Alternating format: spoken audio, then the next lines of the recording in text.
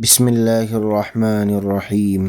الحمدللہ رب العالمین، حمد و ثنا اللہ کے لیے ہے جو پالنے والے کائنات کے، الرحمن الرحیم جو بہت مہربان اور رحم والے ہیں، مالک یوم الدین وہ مالک قیامت کے دن کے یعنی روز جزا کے، ایاک نعبد ہم آپ ہی کی عبادت کرتے ہیں، و ایاک نستعین اور آپ ہی سے مدد مانگتے ہیں، یعنی معبود بھی آپ ہے اور مستعان بھی آپ ہے۔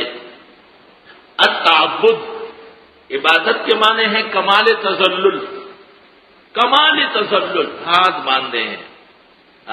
فقہا کہتے ہیں نیت باندھتے وقت سر اٹھاؤ، اللہ اکبر کا کلمہ جب کہا جائے اور ہاتھ باندھے جائے پھر بے شک سر جھکانا۔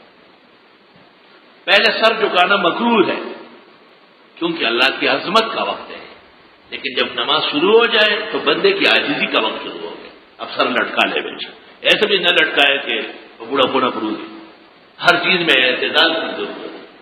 ایک آدمی سر لٹکاتے لٹکاتے سیدھا براد نیچے گرتا، غلط بات ہے، اس طرح مسنون ہیئت کی خلاف ورزی ہو جائے گی۔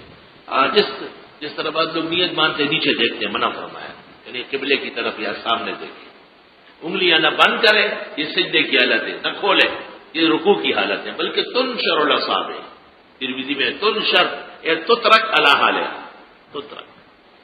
جب ہاتھ باندھیں گے تو بہت طریقے سے چھوٹی انگلی اور انگوٹھا اس کا ہلکا بائیں ہاتھ کی کلائی پر باندھیں اور تینوں انگلیاں ہاتھ کے اوپر لے آئے اور بائیں ہاتھ لٹکائے نہیں، ہاتھ کے نیچے کرو، چھوڑ دیں۔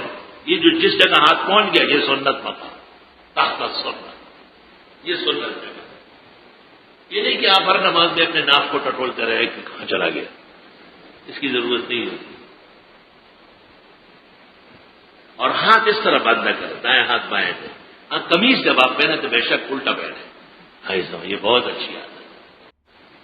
ایاک نعبد خاص آپ ہی کی ہم عبادت کرتے ہیں، یہ اختصاص اس لیے ہے کہ عبادت میں کوئی شریک نہیں ہو سکتا۔ عبادت کس کو کہتے ہیں؟ کمال تذلل۔ آپ ایک رکعت کا اندازہ لگائیں، قیام ہے، قرآن شریف پڑھا جا رہا ہے، رکوع ہے، کیسے جھکا گیا، سجدے میں، اس سے زیادہ ممکن نہیں ہے بندے کے لیے کہ وہ اللہ تعالیٰ کے حضور اپنی بندگی اور عجز کا مظاہرہ۔ حدیث شریف میں سب سے زیادہ بندہ اللہ کے قریب ہوتا ہے سجدے میں۔ لیکن دوستو عبادت کے لیے چند اصول ہیں۔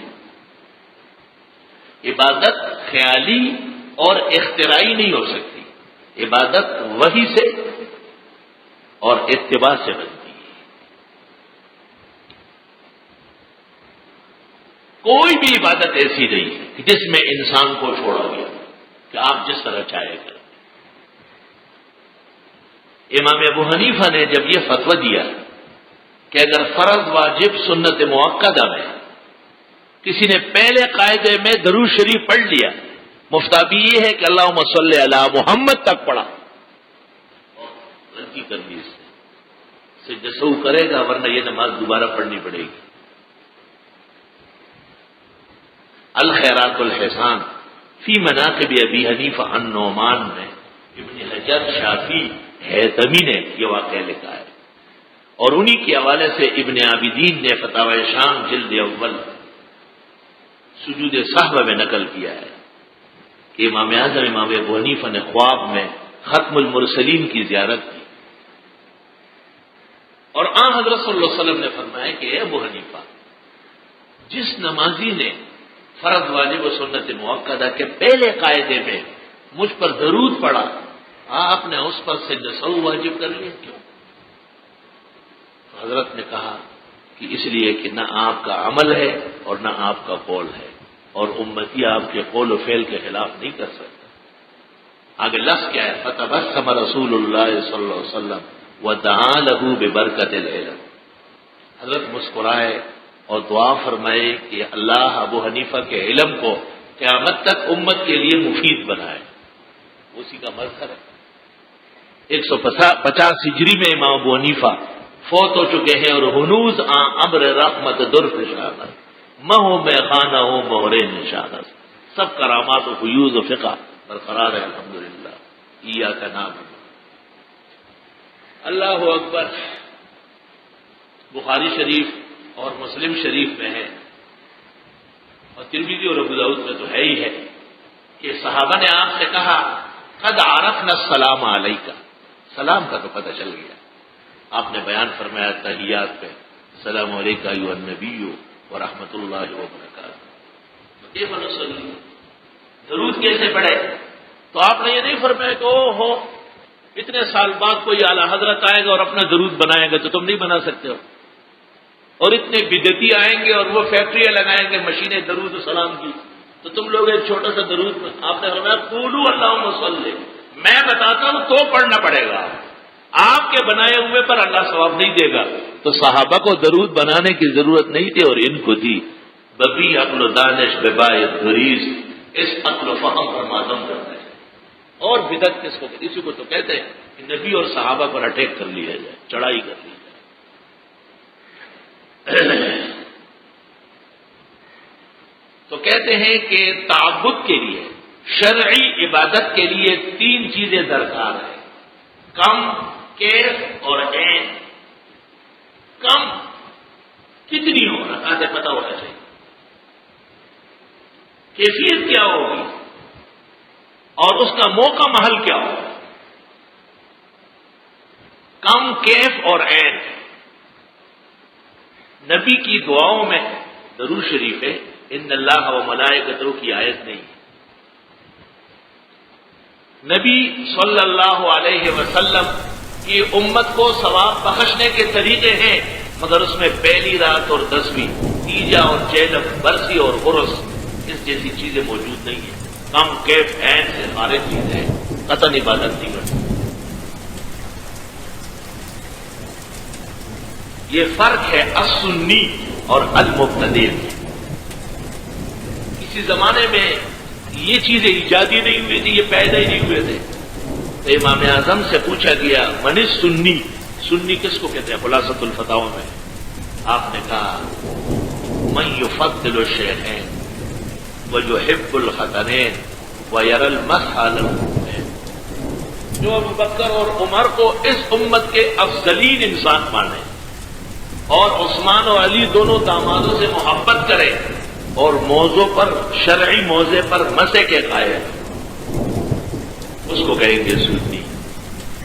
اس زمانے میں سنی اس مسلمان کو کہتے ہیں جو قرآن، سنت، فقہ حنفی اور قیاس شرعی کے مطابق عقیدہ اور عمل کرتا ہو. بدعتی کہتے ہیں کہ ہم بھی حنفی ہیں. یہ کیسے حنفی ہے؟ فقہ میں تو تیجا، چیلم، برسی نہیں ہے. یہ کیسے حنفی ہے جو پیروں کے مرنے کے بعد عرس مناتے ہیں؟ پیغمبر نے عیسیٰ علیہ السلام کے آسمان پر جانے کا جشن منایا تھا، اور داؤد علیہ السلام اور سلیمان کی یاد میں کوئی دن منایا تھا. آخر میں ہمارے پیغمبر تشریف لائے اور مصطفیٰ زندگی، چنی ہوئی زندگی گزاری. نیست حجت قول و فعل ایچ پیر، قول اللہ فعل احمد را بگیر، ایاک نعبد، ہم خاص آپ کی عبادت کرتے ہیں، شرک سے پاک، بدعت سے پاک، وَإِيَّاكَ نَسْتَعِينُ، اور آپ ہی سے مدد مانگتے ہیں.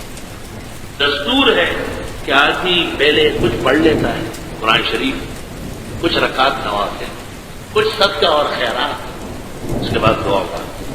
یہ دستور ہے. استعینوا بالصبر والصلاۃ. دینی ثابت قدمی اور نماز جیسی عبادت کے بعد جو مدد مانگی جائے گی وہ کوئی معنی نہیں. یدعوننا رغبا ورہبا، پیغمبروں کے متعلق سورہ انبیاء میں اللہ فرماتے ہیں کہ وہ خوشی میں بھی اور تکلیف میں بھی، دونوں حالتوں میں ہمیں پکارتے تھے، ہم سے مانگتے تھے. کوئی اور مانگنے کی جگہ نہیں ہے. یا اللہ ہم آپ ہی کی عبادت کرتے ہیں اور آپ ہی سے مدد مانگتے ہیں. وہ مدد کیا ہے؟ ایسی کیا چیز مانگے؟ سب کچھ خدا سے مانگ لیا، تجھ کو مانگ کر اٹھتے نہیں ہیں ہاتھ میرے اس دعا کے بعد. وہ ہدایت کی دعا ہے. مفتی ظفر علی خان رحمۃ اللہ علیہ کے مزید قیمتی بیانات، علم حدیث اور تفسیر کی باتیں سننے کے لیے ابھی اس چینل کو سبسکرائب کریں، بیل آئیکن کو دبا دیں تاکہ ہر نیا بیان آپ تک فوراً پہنچ جائے۔ اللہ تعالی ہمیں ان باتوں پر عمل کرنے کی توفیق عطا فرمائے۔ جزاکم اللہ خیر۔ آگے زیادہ سے زیادہ شیئر کریں اور ہمارے چینل کو سبسکرائب کریں۔